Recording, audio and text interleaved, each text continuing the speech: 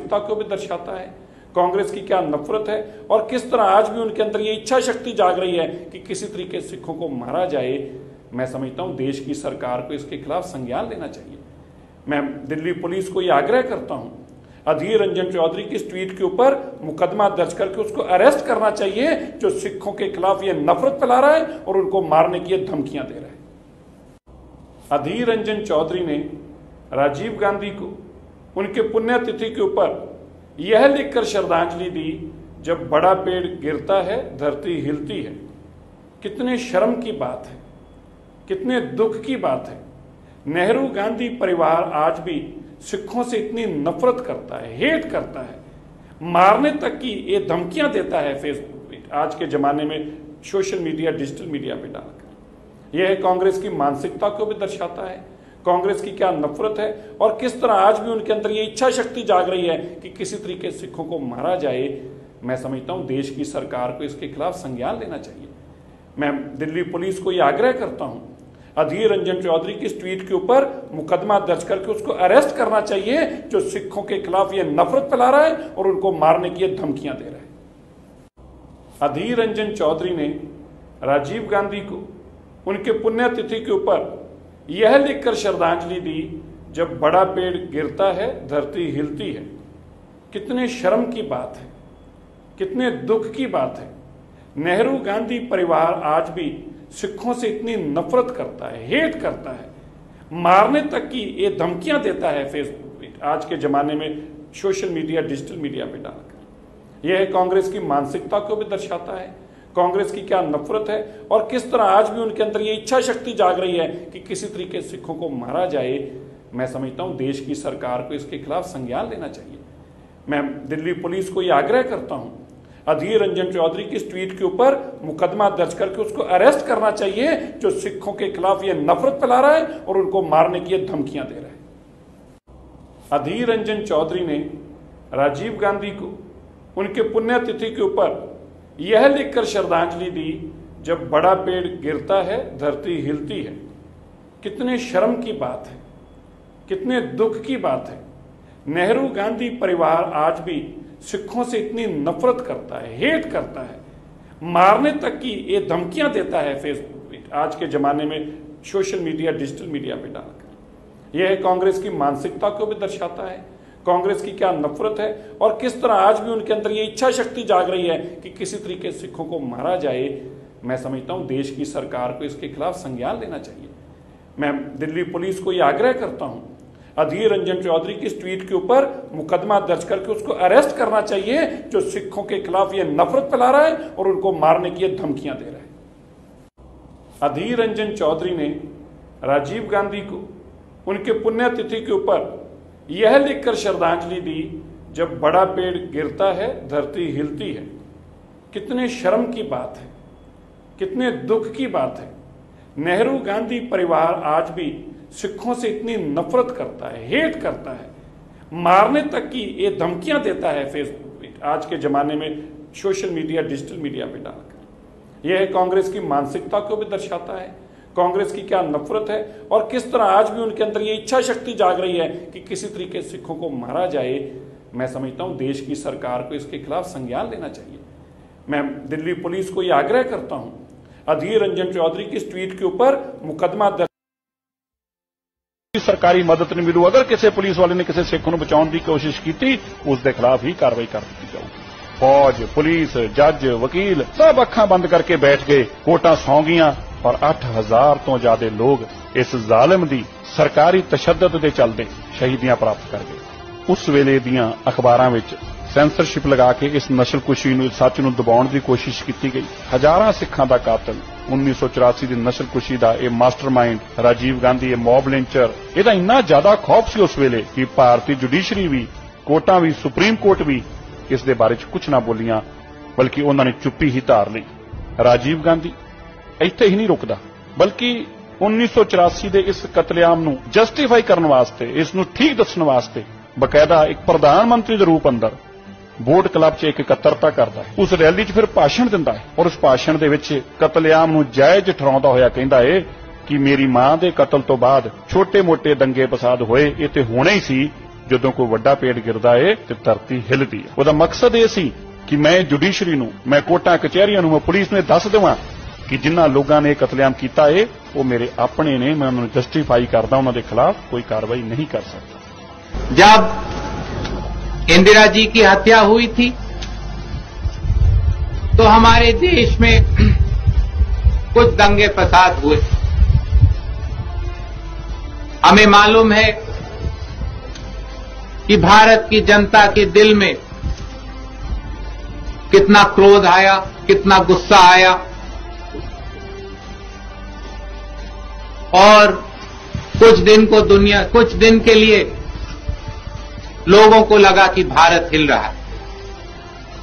लेकिन जब भी कोई बड़ा पेड़ गिरता है तो धरती थोड़ी हिलती है।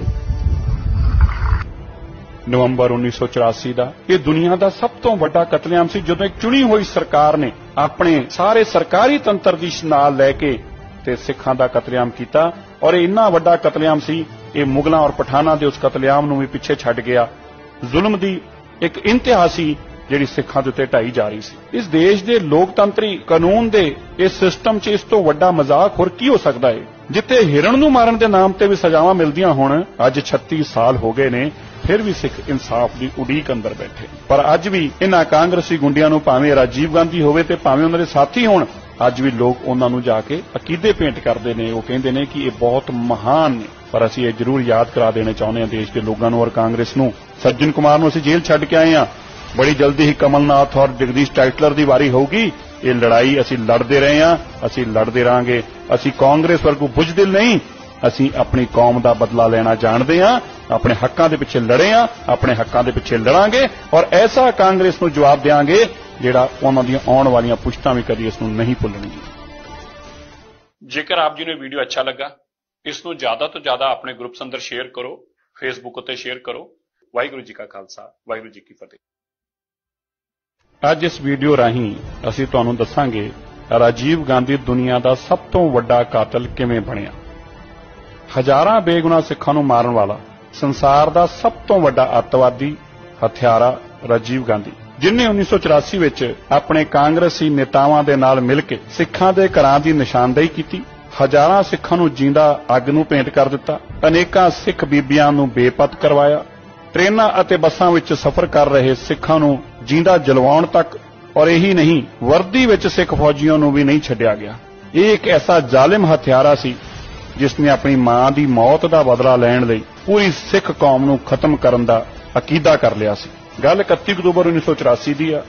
ਦਿੱਲੀ ਦੇ ਏਮਸ ਹਸਪੀਟਲ ਅੰਦਰ ਜਿਵੇਂ ਹੀ ਇੰਦਰਾ ਗਾਂਧੀ ਨੇ ਦਮ ਤੋੜਿਆ, ਉਸੇ ਵੇਲੇ ਰਾਜੀਵ ਗਾਂਧੀ ਨੇ ਪੂਰੀ ਸਿੱਖ ਕੌਮ ਤੋਂ ਆਪਣੀ ਮਾਂ ਦੀ ਮੌਤ ਦਾ ਬਦਲਾ ਲੈਣ ਦਾ ਇੱਕ ਮਨਸੂਬਾ ਘਟਨਾ ਸ਼ੁਰੂ ਕਰ ਦਿੱਤਾ। ਪ੍ਰਧਾਨ ਮੰਤਰੀ ਬਣਦਿਆਂ ਹੀ ਉਸਨੇ ਆਪਣੇ ਸਰਕਾਰੀ ਦਫ਼ਤਰ ਵਿੱਚ ਐਮਰਜੈਂਸੀ ਮੀਟਿੰਗ ਬੁਲਾਈ, ਜਿਸ ਵਿੱਚ ਉਸ ਵੇਲੇ ਦੇ ਵੱਡੇ ਕਾਂਗਰਸੀ ਲੀਡਰ ਔਰ ਰਾਜੀਵ ਗਾਂਧੀ ਦੇ ਨਿੱਜੀ ਦੋਸਤ ਸੱਜਣ ਕੁਮਾਰ, ਜਗਦੀਸ਼ ਟਾਈਟਲਰ, ਕਮਲਨਾਥ, HKL ਭਗਤ, ਧਰਮਦਾਸ ਸ਼ਾਸਤਰੀ, ਐਸੇ ਹੋਰ ਅਨੇਕਾਂ ਕਾਂਗਰਸੀ ਜੋ ਮੀਟਿੰਗ ਅਟੈਂਡ ਕਰ ਰਹੇ ਸੀ, ਜਿਨ੍ਹਾਂ ਨੂੰ ਇਹ ਕਿਹਾ ਗਿਆ ਕਿ ਸਿੱਖਾਂ ਤੋਂ ਮੇਰੀ ਮਾਂ ਦਾ ਬਦਲਾ ਲੈਣਾ ਔਰ ਉਹਨਾਂ ਦੀ ਨਸਲਕੁਸ਼ੀ ਐਸੀ ਹੋਣੀ ਚਾਹੀਦੀ ਆ ਕਿ ਰਹਿੰਦੀ ਦੁਨੀਆ ਤੱਕ ਲੋਕ ਯਾਦ ਰੱਖਣ। ਉੱਥੇ ਹੀ ਰਾਜੀਵ ਗਾਂਧੀ ਹਤਿਆਰੇ ਨੇ ਐਲਾਨ ਕਰ ਦਿੱਤਾ ਕਿ ਜਿੰਨੇ ਸਿੱਖ ਤੁਸੀਂ ਮਾਰੋਗੇ ਉਨਾ ਹੀ ਵੱਡਾ ਤੁਹਾਨੂੰ ਇਨਾਮ ਦਿੱਤਾ ਜਾਊਗਾ। ਇਹ ਵੱਡਾ ਹਤਿਆਰਾ ਰਾਜੀਵ ਗਾਂਧੀ, ਜਿਸ ਦੇ ਮਨ ਦੇ ਅੰਦਰ ਇੰਨੀ ਨਫ਼ਰਤ ਆ ਚੁੱਕੀ ਸੀ ਸਿੱਖਾਂ ਦੇ ਪ੍ਰਤੀ ਔਰ ਆਪਣੀ ਮਾਂ ਦੇ ਬਦਲਾ ਲੈਣ ਵਾਸਤੇ ਉਹ ਸਿੱਖਾਂ ਨੂੰ ਖਤਮ ਕਰਨ ਜਾ ਰਿਹਾ ਸੀ। ਔਰ ਇਹੀ ਨਹੀਂ, ਜੋ ਵੀ ਕਰ ਸਕੋ ਉਹਨਾਂ ਦੀ ਧੀਆਂ ਭੈਣਾਂ ਨਾਲ, ਜੋ ਵੀ ਤੁਸੀਂ ਕਰ ਸਕੋ, ਪੂਰੀ ਸਰਕਾਰ ਤੁਹਾਡੇ ਨਾਲ, ਆਰਮੀ ਤੁਹਾਡੇ ਨਾਲ, ਸਾਰਾ ਪ੍ਰਸ਼ਾਸਨ ਤੁਹਾਡਾ ਸਾਥ ਦੇਊਗਾ। 31 ਅਕਤੂਬਰ ਦੀ ਸ਼ਾਮ ਨੂੰ ਇਹਨਾਂ ਕਾਂਗਰਸੀ ਲੀਡਰਾਂ ਨੇ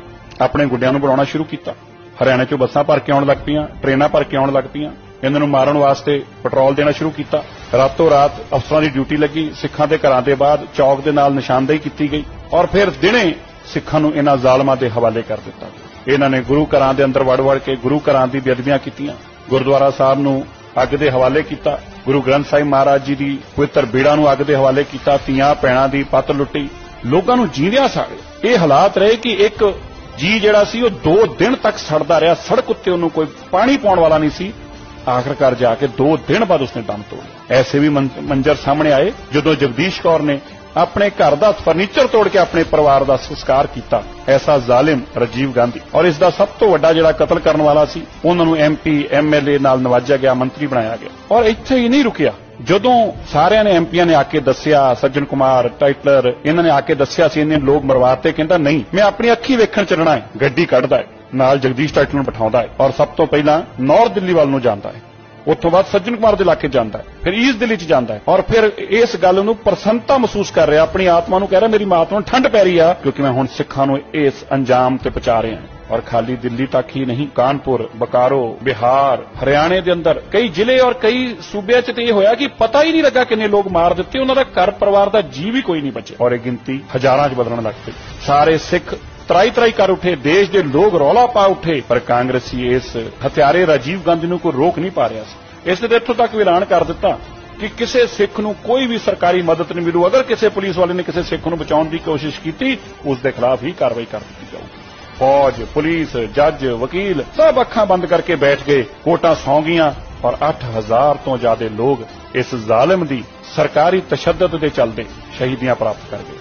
उस वेले दियां अखबारां विच सेंसरशिप लगा के इस नस्लकुशी नूं, सच नूं दबाउण दी कोशिश की गई। हजारां सिखां दा कातल 1984 दी नस्लकुशी दा ये मास्टरमाइंड राजीव गांधी, ये मॉब लिंचर, इहदा इन्ना ज्यादा खौफ सी उस वेले कि भारतीय जुडिशरी भी, कोर्टां भी, सुप्रीम कोर्ट भी इस दे बारे कुछ ना बोलियां, बल्कि उन्होंने चुप्पी ही धार ली।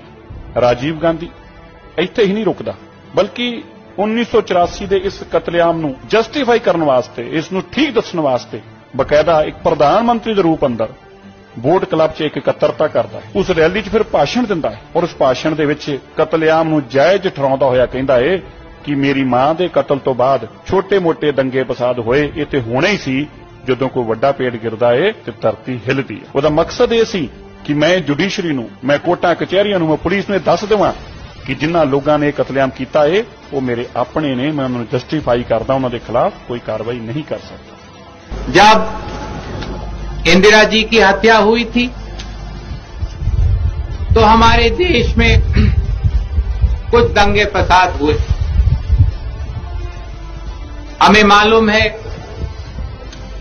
कि भारत की जनता के दिल में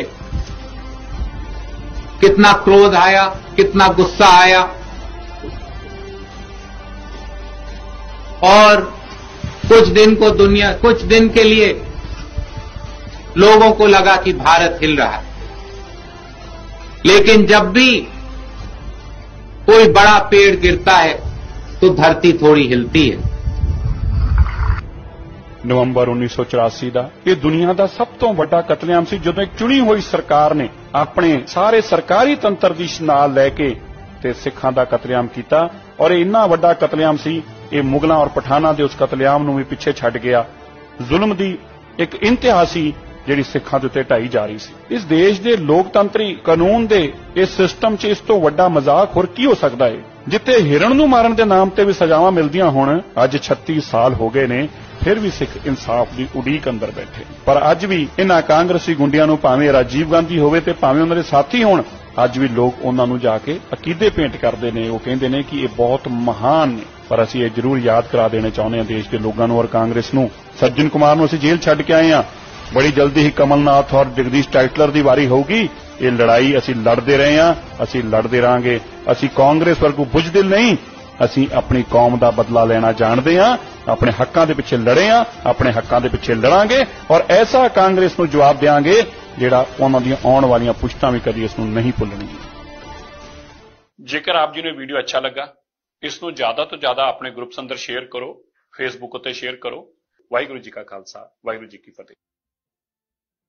ਅੱਜ ਇਸ ਵੀਡੀਓ ਰਾਹੀਂ ਅਸੀਂ ਤੁਹਾਨੂੰ ਦੱਸਾਂਗੇ ਰਾਜੀਵ ਗਾਂਧੀ ਦੁਨੀਆ ਦਾ ਸਭ ਤੋਂ ਵੱਡਾ ਕਾਤਲ ਕਿਵੇਂ ਬਣਿਆ। ਹਜ਼ਾਰਾਂ ਬੇਗੁਨਾਹ ਸਿੱਖਾਂ ਨੂੰ ਮਾਰਨ ਵਾਲਾ ਸੰਸਾਰ ਦਾ ਸਭ ਤੋਂ ਵੱਡਾ ਅੱਤਵਾਦੀ ਹਥਿਆਰਾ ਰਾਜੀਵ ਗਾਂਧੀ, ਜਿਨੇ 1984 ਵਿੱਚ ਆਪਣੇ ਕਾਂਗਰਸੀ ਨੇਤਾਵਾਂ ਦੇ ਨਾਲ ਮਿਲ ਕੇ ਸਿੱਖਾਂ ਦੇ ਘਰਾਂ ਦੀ ਨਿਸ਼ਾਨਦੇਹੀ ਕੀਤੀ, ਹਜ਼ਾਰਾਂ ਸਿੱਖਾਂ ਨੂੰ ਜਿੰਦਾ ਅੱਗ ਨੂੰ ਭੇਂਟ ਕਰ ਦਿੱਤਾ, ਅਨੇਕਾਂ ਸਿੱਖ ਬੀਬੀਆਂ ਨੂੰ ਬੇਪਤ ਕਰਵਾਇਆ, ਟ੍ਰੇਨਾਂ ਅਤੇ ਬੱਸਾਂ ਵਿੱਚ ਸਫ਼ਰ ਕਰ ਰਹੇ ਸਿੱਖਾਂ ਨੂੰ ਜਿੰਦਾ ਜਲਵਾਉਣ ਤੱਕ, ਔਰ ਇਹੀ ਨਹੀਂ, ਵਰਦੀ ਵਿੱਚ ਸਿੱਖ ਫੌਜੀਆਂ ਨੂੰ ਵੀ ਨਹੀਂ ਛੱਡਿਆ ਗਿਆ। ਇਹ ਇੱਕ ਐਸਾ ਜ਼ਾਲਿਮ ਹਥਿਆਰਾ ਸੀ ਜਿਸ ਨੇ ਆਪਣੀ ਮਾਂ ਦੀ ਮੌਤ ਦਾ ਬਦਲਾ ਲੈਣ ਲਈ ਪੂਰੀ ਸਿੱਖ ਕੌਮ ਨੂੰ ਖਤਮ ਕਰਨ ਦਾ ਅਕੀਦਾ ਕਰ ਲਿਆ ਸੀ। ਗੱਲ 31 ਅਕਤੂਬਰ 1984 ਦੀ ਆ। ਦਿੱਲੀ ਦੇ ਏਮਸ ਹਸਪੀਟਲ ਅੰਦਰ ਜਿਵੇਂ ਹੀ ਇੰਦਰਾ ਗਾਂਧੀ ਨੇ ਦਮ ਤੋੜਿਆ, ਉਸੇ ਵੇਲੇ ਰਾਜੀਵ ਗਾਂਧੀ ਨੇ ਪੂਰੀ ਸਿੱਖ ਕੌਮ ਤੋਂ ਆਪਣੀ ਮਾਂ ਦੀ ਮੌਤ ਦਾ ਬਦਲਾ ਲੈਣ ਦਾ ਇੱਕ ਮਨਸੂਬਾ ਕੱਟਣਾ ਸ਼ੁਰੂ ਕਰ ਦਿੱਤਾ। ਪ੍ਰਧਾਨ ਮੰਤਰੀ ਬਣਦਿਆਂ ਹੀ ਉਸਨੇ ਆਪਣੇ ਸਰਕਾਰੀ ਦਫ਼ਤਰ ਵਿੱਚ ਐਮਰਜੈਂਸੀ ਮੀਟਿੰਗ ਬੁਲਾਈ, ਜਿਸ ਵਿੱਚ ਉਸ ਵੇਲੇ ਦੇ ਵੱਡੇ ਕਾਂਗਰਸੀ ਲੀਡਰ ਔਰ ਰਾਜੀਵ ਗਾਂਧੀ ਦੇ ਨਿੱਜੀ ਦੋਸਤ ਸੱਜਣ ਕੁਮਾਰ, ਜਗਦੀਸ਼ ਟਾਈਟਲਰ, ਕਮਲਨਾਥ, HKL ਭਗਤ, ਧਰਮਦਾਸ ਸ਼ਾਸਤਰੀ, ਐਸੇ ਹੋਰ ਅਨੇਕਾਂ ਕਾਂਗਰਸੀ ਜੋ ਮੀਟਿੰਗ ਅਟੈਂਡ ਕਰ ਰਹੇ ਸੀ, ਜਿਨ੍ਹਾਂ ਨੂੰ ਇਹ ਕਿਹਾ ਗਿਆ ਕਿ ਸਿੱਖਾਂ ਤੋਂ ਮੇਰੀ ਮਾਂ ਦਾ ਬਦਲਾ ਲੈਣਾ ਔਰ ਉਹਨਾਂ ਦੀ ਨਸਲਕੁਸ਼ੀ ਐਸੀ ਹੋਣੀ ਚਾਹੀਦੀ ਆ ਕਿ ਰਹਿੰਦੀ ਦੁਨੀਆ ਤੱਕ ਲੋਕ ਯਾਦ ਰੱਖਣ। ਉੱਥੇ ਹੀ ਰਾਜੀਵ ਗਾਂਧੀ ਹਤਿਆਰੇ ਨੇ ਐਲਾਨ ਕਰ ਦਿੱਤਾ ਕਿ ਜਿੰਨੇ ਸਿੱਖ ਤੁਸੀਂ ਮਾਰੋਗੇ ਉਨਾ ਹੀ ਵੱਡਾ ਤੁਹਾਨੂੰ ਇਨਾਮ ਦਿੱਤਾ ਜਾਊਗਾ। ਇਹ ਵੱਡਾ ਹਤਿਆਰਾ ਰਾਜੀਵ ਗਾਂਧੀ, ਜਿਸ ਦੇ ਮਨ ਦੇ ਅੰਦਰ ਇੰਨੀ ਨਫ਼ਰਤ ਆ ਚੁੱਕੀ ਸੀ ਸਿੱਖਾਂ ਦੇ ਪ੍ਰਤੀ ਔਰ ਆਪਣੀ ਮਾਂ ਦੇ ਬਦਲਾ ਲੈਣ ਵਾਸਤੇ ਉਹ ਸਿੱਖਾਂ ਨੂੰ ਖਤਮ ਕਰਨ ਜਾ ਰਿਹਾ ਸੀ। ਔਰ ਇਹੀ ਨਹੀਂ, ਜੋ ਵੀ ਕਰ ਸਕੋ ਉਹਨਾਂ ਦੀ ਧੀਆਂ ਭੈਣਾਂ ਨਾਲ ਜੋ ਵੀ ਤੁਸੀਂ ਕਰ ਸਕੋ, ਪੂਰੀ ਸਰਕਾਰ ਤੁਹਾਡੇ ਨਾਲ, ਆਰਮੀ ਤੁਹਾਡੇ ਨਾਲ, ਸਾਰਾ ਪ੍ਰਸ਼ਾਸਨ ਤੁਹਾਡਾ ਸਾਥ ਦਊਗਾ। 31 ਅਕਤੂਬਰ ਦੀ ਸ਼ਾਮ ਨੂੰ ਇਹਨਾਂ ਕਾਂਗਰਸੀ ਲੀਡਰਾਂ ਨੇ ਆਪਣੇ ਗੁੱਡਿਆਂ ਨੂੰ ਬਣਾਉਣਾ ਸ਼ੁਰੂ ਕੀਤਾ। ਹਰਿਆਣਾ ਚੋਂ ਬੱਸਾਂ ਭਰ ਕੇ ਆਉਣ ਲੱਗ ਪਈਆਂ, ਟ੍ਰੇਨਾਂ ਭਰ ਕੇ ਆਉਣ ਲੱਗ ਪਈਆਂ। ਇਹਨਾਂ ਨੂੰ ਮਾਰਨ ਵਾਸਤੇ ਪੈਟਰੋਲ ਦੇਣਾ ਸ਼ੁਰੂ ਕੀਤਾ।